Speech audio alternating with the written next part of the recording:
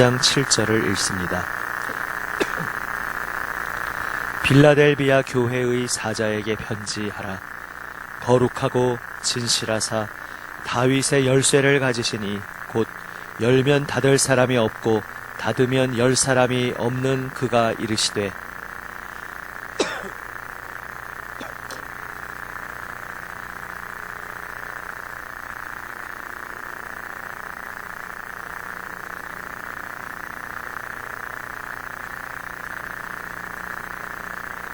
보라, 사탄의 회당 곧 자칭 유대인이라 하나 그렇지 아니하고 거짓말하는 자들 중에서 몇을 내게 주어 그들로 와서 내 발 앞에 절하게 하고 내가 너를 사랑하는 줄을 알게 하리라.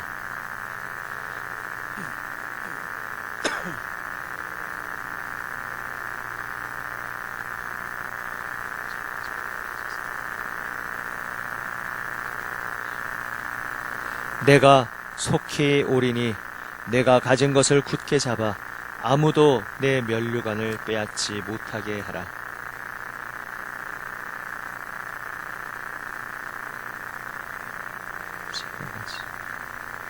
내가 하나님의 이름과 하나님은 곧 하늘에서 내 하나님께로부터 내려오는 새 예루살렘의 이름과 나의 새 이름을 그의 위에 기록하리라. 함께 읽습니다. 귀 있는 자는 성령이 교회들에게 하시는 말씀을 들을지어다. 아멘. 빌라델비아 교회는 아무 책망을 받지 않는 교회로 등장하고 있습니다. 빌라델비아 교회는 어떠하다 하였습니까? 작은 능력을 가지고서도 나의 말을 지키며 내 이름을 배반하지 아니하였다. 하나님께서 주님 예수님께서 칭찬하고 그렇게 평가하고 계십니다. 내 말을 지키며 내 이름을 배반하지 아니하였다. 오직 하나님 말씀에 전적으로 순종하고 오직 주님께 경배하고 주님께 충성하며 주님만을 정말 진실한 나의 주님으로 인정하고 고백하였다는 것입니다. 그러한 빌라델비아 교회를 향하여 주님께서 어떠한 모습으로 자신을 나타내십니까? 다윗의 열쇠를 가졌다. 다윗의 열쇠, 메시아의 열쇠라는 것은 곧 천국문의 열쇠를 일컫는 것입니다.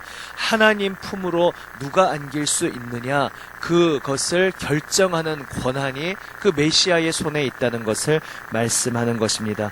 누가 하나님의 참된 백성인지 판별하시고 평가해 주실 분, 그리하여 누가 하나님 품에 진정으로 안길 사람인지 판정해 주시고 칭찬해 주시는 그 주님께서 빌라델비아 교회에 칭찬하고 계신 것입니다. 이것이야말로 고난과 핍박 속에서도 오직 진실하게 주 예수님의 이름만을 붙잡고 달려가던 그들에게 참된 위로가 아닐 수 없습니다. 특별히 그 다윗의 열쇠를 가지셨기에 그것을 어떻게 더 설명하고 있습니까? 열면 닫을 사람이 없고 닫으면 열 사람이 없다.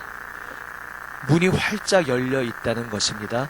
그 문을 빌라델비아 교인들을 향하여 문을 활짝 열어주셨고 그 문, 천국문, 하나님 임재 앞으로 나아가는 문, 지성소로 나아가는 그 문을 아무도 닫을 수 없다. 내 사랑하는 나에게 충성을 다한 이 빌라델비아 교회를 향하여 내가 문을 활짝 열어주었으니 내가 그 열어둔 문을 누구도 닫을 자가 없을 것이다 말씀하고 계십니다. 왜 특별히 이것이 의미 있는 말씀, 격려와 위로의 말씀이 되겠습니까?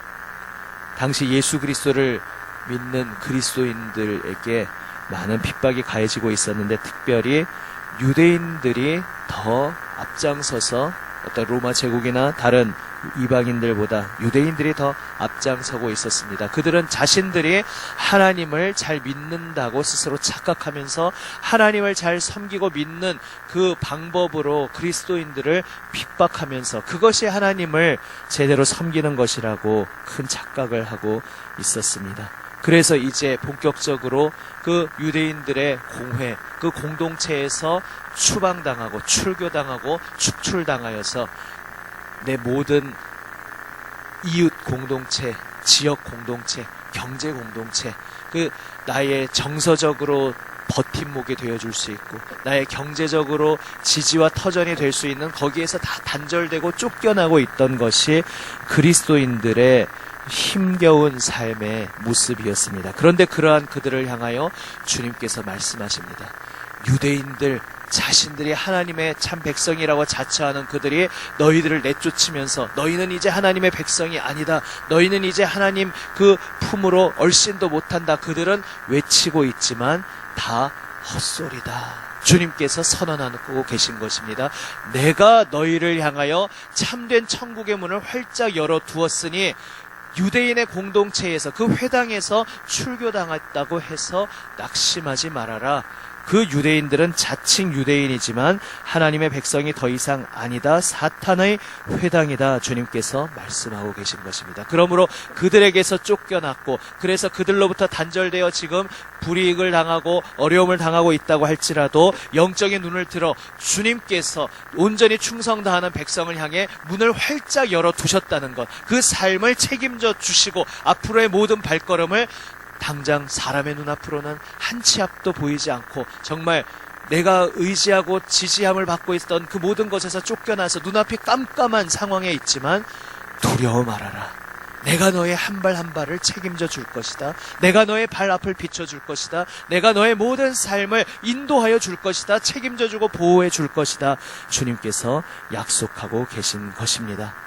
그리하여 마지막 그 약속의 말씀 12절에서도 무엇이라 말씀하십니까? 이기는 자는 내 하나님 성전의 기둥이 되게 하리니 그가 결코 다시 나가지 아니하리라 말씀하고 계십니다.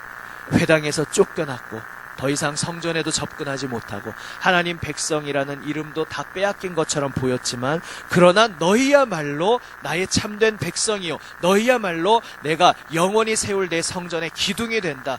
무슨 뜻이겠습니까? 그 성전에서 다시는 쫓겨나지도 않고 하나님 품에서 다시는 쫓겨나는 일 없이 영원토록 하나님 품에 안겨서 영원토록 하나님의 거룩하신 임재 안에서 그분의 영광스러운 얼굴을 바라보며 그분의 아름다운 사랑을 누리며 그분의 그 아름다우심을 찬양하고 늘 그분 앞에 서 있게 될 것이라고, 늘 그분과 함께 살아가게 될 것이라고 약속하고 계신 것입니다.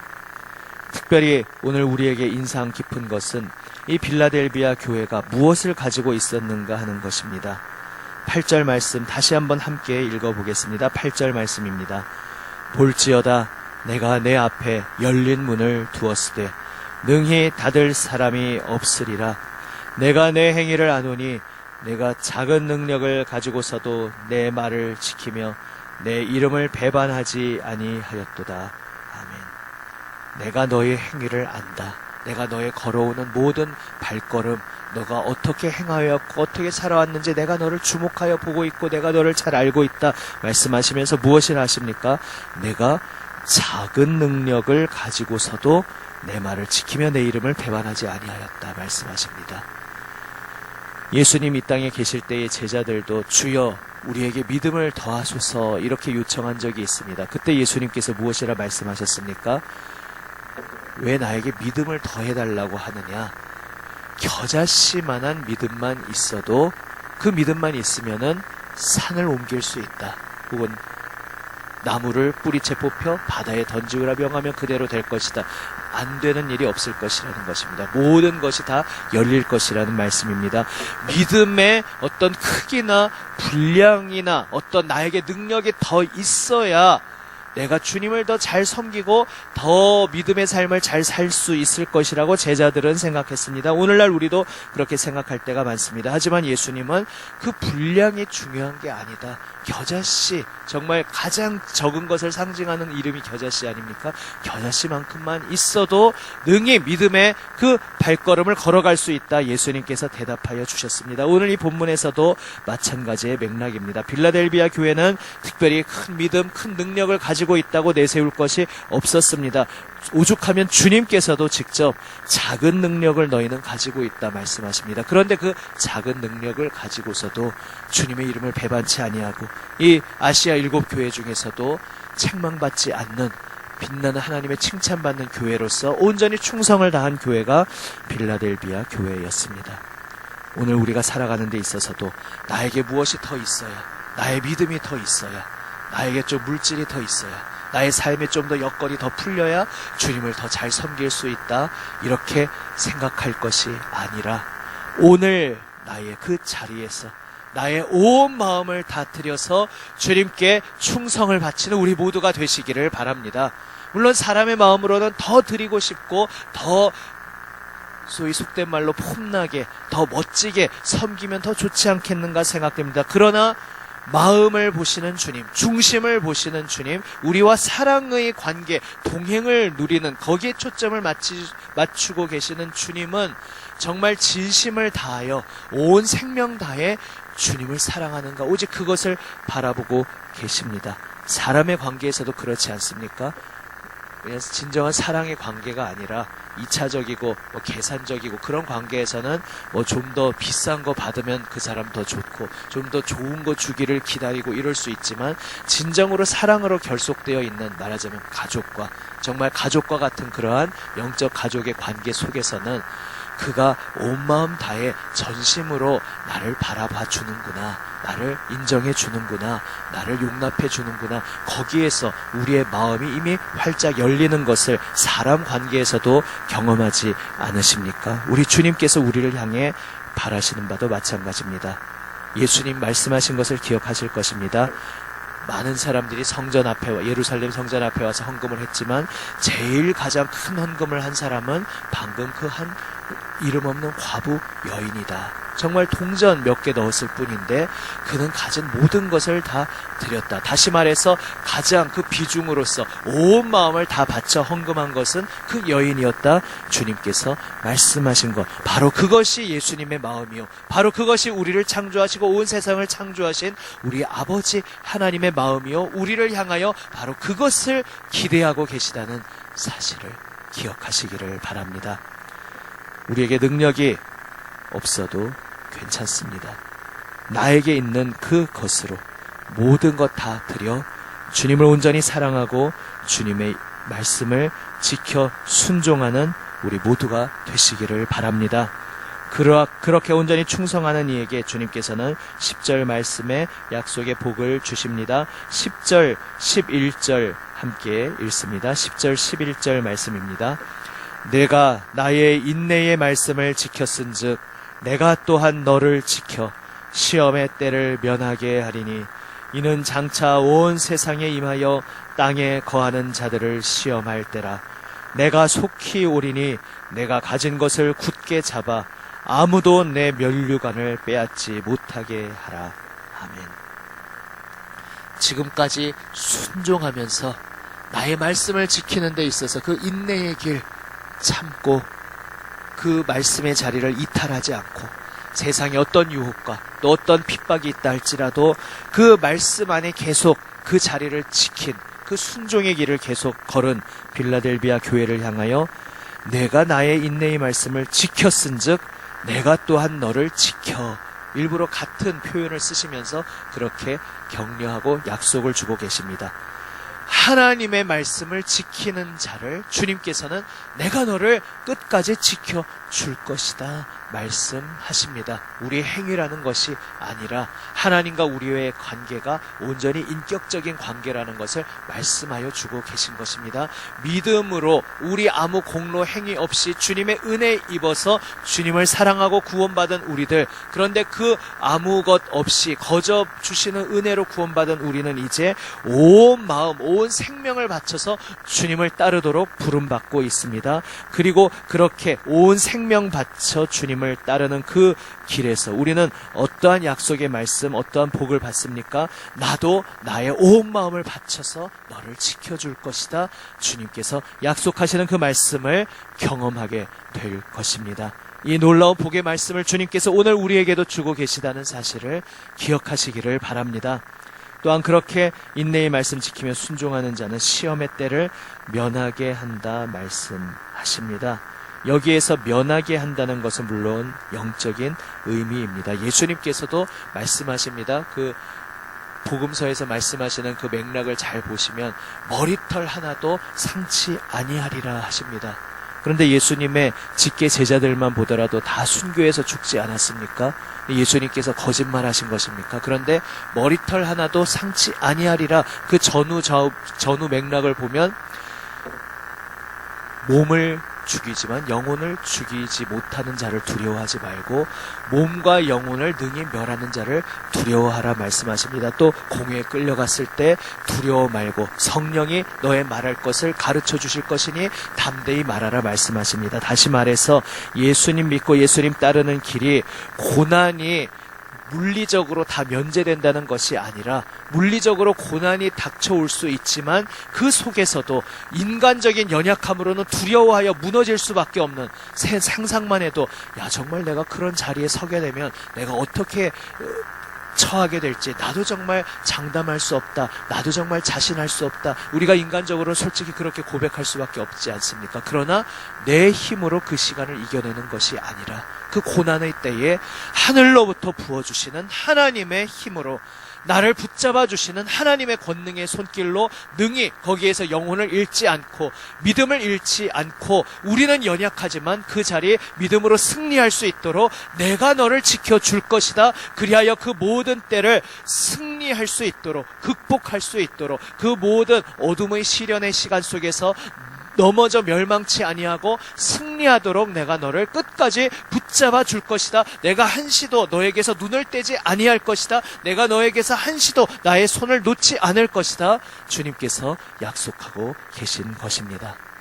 주일 오후 예배 때 제가 이제 좀 인터넷 용어 하나 말씀드리지 않았습니까? 주인공 버프다. 그러니까 이제 영화에서 보면 특히 액션 영화에서 보면은 막 주인공이 막 총 쏘면 적들은 다 쓰러지는데 주인공은 다 총알이 피해 갑니다. 그렇게 이제 예를 말씀드렸지만은 그날도 전후 맥락으로는 이미 말씀드렸는데 이제 또 그 부분만 기억하시면 이제 혹 오해하실 수 있을 것 같아 다시 한번 말씀드립니다. 그런데 그 영화 속에서 진짜 총을 한 방도 안 맞냐 하면 또 어떤 그 스토리 속에서는 또 총을 맞고 막 하고 피를 흘리고 주인공도 피 흘리고 또 이제 막 위기에 빠지기도 하지 않습니까? 그런데 주인공 버프란 무엇입니까? 그런 위기도 맞이하지만 그 영화의 그 흐름 속에서 스토리 흐름 속에서 보면 그 위기 때문에 갑자기 또 못 만날 뻔했던 사람을 만나면서 도리어 그를 더 신속히 구출을 하게 된다든지 위기에 빠졌으나 모든 것들이 결국은 놀랍게 풀어지면서 위기에서 벗어나고 결국 마지막은 해피엔딩으로 끝나게 됩니다. 그것이 이제 말하자면 주인공 버프의 의미입니다. 무슨 이야기입니까? 주인공도 여러 가지 고난과 시련과 위기에 처하기도 하지만 결국은 그 모든 것들이 주인공이 마땅히 서야 할 그 자리로 모든 것이 다 기여를 하고 도움을 주면서 결국은 마지막 아름다운 목적을 향해 다 도움을 주더라는 것입니다. 우리 믿는 이에게 베풀어 주시는 하나님의 복이 그와 같습니다. 때로는 어려움이 찾아오기도 합니다. 그러나 그날 그 시점 그 자리에 매몰되어서 낙심하지 마시기를 바랍니다. 잠시 고난 당하지만 그 드라마의 주인공도 고난 속에서 주인공을 둘러싸고 있는 악역들은 막 온갖 비열한 수를 쓰지만 주인공은 거기서 올곧게 오직 선한 길을 택하지 않습니까? 바보 같아 보이고 당장은 멀리 돌아가는 것 같아도 오직 선한 길을 택합니다. 그리고 마침내 그 길이 옳았음이 입증되는 것을 우리는 해피엔딩에서 보게 되듯이 우리 믿음의 길을 걸어가는 자 시험의 때를 면하게 할 것이다. 다시 말해 내가 그 순간 지켜줄 것이고 그리하여 너가 고난당하는 그 때가 의미 없는 때가 결코 되지 않게 모든 것이 합력하여 선을 이루도록 내가 역사하여 줄 것이다. 주님께서 우리에게 약속하고 계시다는 사실을 기억하시기를 바랍니다. 그리하여 우리가 기억해야 할 것은 달려가다가 앞에서 반칙하는 자도 있고 경주에 비유하자면 그렇습니다. 당장은 막 불의하고 불공정한 것처럼 보인다 할지라도 낙심하지 아니하고 하나님께서 모든 것을 최종적으로 바로잡아 주실 것을 믿으며 우리는 늘 주님 기뻐하시는 모습으로 오직 달려갈 뿐이라는 것입니다. 우리가 낙심하여 넘어지고 경기를 중도 포기하면 우리는 면류관을 얻지 못할 것입니다. 그래서 주님께서는 11절 말씀에서 아무도 내 면류관을 빼앗지 못하게 하라 말씀하십니다. 악한 자들이 악하게 행동하는 것 때문에 내가 낙심할 필요가 없다는 달려가는 것입니다. 나는 그저 주님 바라보면서 주님 기뻐하시는 길로 경주를 완주하면 주님께서는 그 승리의 면류관을 안겨주시려고 기다리고 계시니 오늘 잠깐의 고난 속에서 주님, 왜 저 사람은 저럽니까? 주님, 왜 이런 상황이 저에게 일어나야 합니까? 거기에 매몰되어 낙심치 말고 주님, 오늘 어려움이 닥쳐왔지만 여전히 주님은 나를 향하여 눈을 떼지 아니하고 계시고 나를 눈동자같이 지키고 계심을 믿습니다. 주님, 잠깐 어려움 당하고 있지만 주님은 저를 붙드시는 그 손길을 한시도 놓지 않으시고 저를 붙잡고 계심을 믿습니다. 이 믿음으로 주님만 더욱더 신뢰로 붙잡는 우리 모두가 되시기를 바랍니다. 그 믿음의 길을 끝까지 달려가는 이에게 주님께서는 반드시 승리의 면류관을 주십니다. 영원토록 하나님 임재 안을 떠나지 아니하도록 복으로 우리를 붙들어 주실 것입니다. 오늘도 이 칭찬받은 빌라델비아 교회의 달려간 길처럼 작은 능력일지라도 온전히 주님만 바라보고 주님 사랑하며 주님과 함께 동행함 속에 예수님의 칭찬받는 저와 여러분 우리 모두가 되시기를 우리 주님의 이름으로 축원합니다. 아멘. 기도하시겠습니다. 시간 먼저 함께 통성으로 몇 가지 제목 한번 기도 먼저 하시고 그리고 주기도문 하겠습니다. 오늘 말씀 나에게 주시는 그 음성, 특별히 나에게 깊이 와닿게 생각나게 하셨던 부분 붙잡고 주님 앞에 감사로 혹은 회개로 혹은 간구와 결단으로 헌신으로 고백하는 기도를 함께 드리겠습니다. 또 우리가 계속해서 중보하는 이들 정일도 집사님, 양승용 집사님, 박미래 권사님 위해서 유영근 집사님, 정혜선 집사님 위해서 전환식 집사님, 이미혜 집사님 위해서 계속해서 기도합니다. 또 우리가 기도 제목 받아서 알고 있느니 기억나느니 여기 공개적으로 다 나눌 수 없지만 또 내가 알고 있는 그들을 위하여서 기도합니다. 특별히 오늘 이제 우리 교회 나비천 교회당에서 시찰회, 남동 시찰회가 있습니다. 또 그것을 위해서 우리 많은 성도분들이 귀하게 또 섬겨주십니다. 모든 섬기는 이들 주님께서 영육간의 강건함으로 붙들어 주시고 오늘 이 행사가 주님 기뻐하시는 모습으로 잘 이루어지도록 중보해 주시기를 바랍니다. 또 세계를 위해서 한 가지 중보 소식을 나눕니다. 소말리아 지역이 지금 이틀 동안 가뭄이 휩쓸었는데 벌써 그 이틀 안에 110명이나 되는 적어도 집계된 인원만 최소한 110명 인원이 벌써 굶어 죽는 비극이 일어나고 있다고 합니다. 그 소말리아 국민들을 위하여서 또한 기도해 주시기를 바랍니다. 이 나눈 기도 제목을 먼저 붙잡고 함께 통성으로 기도하시겠습니다. 주여 3번 부르짖고 기도합니다.